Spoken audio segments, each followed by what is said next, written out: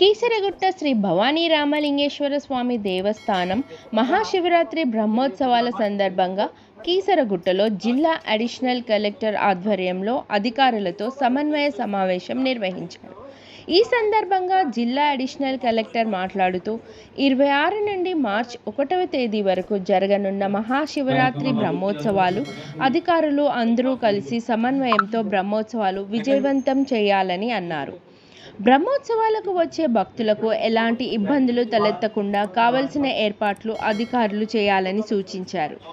ఎండలు ఉండడం వలన భక్తుల కోసం చల్వ పందిళ్లు, మంచినీరు, మజ్జిగ ఏర్పాటు చేయాలని అన్నారు.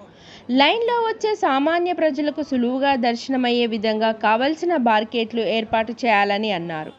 ఎలాంటి అవాంఛనీయ సంఘటనలు జరగకుండా ఆలయం చుట్టూ సీసీ కెమెరాలు, పోలీస్ బందోబస్తుతో బ్రహ్మోత్సవాలు నిర్వహిస్తామన్నారు.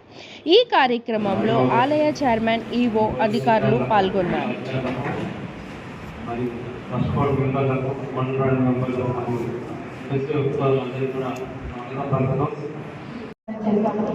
బస్ స్టాండ్ దగ్గర ఆల్రెడీ రిక్వెస్ట్ చేస్తున్నారు. టెంపుల్ సైడ్ నుంచి రిక్వెస్ట్ వచ్చింది, అక్కడ కూడా ఒకటి కండక్ట్ చేస్తాము.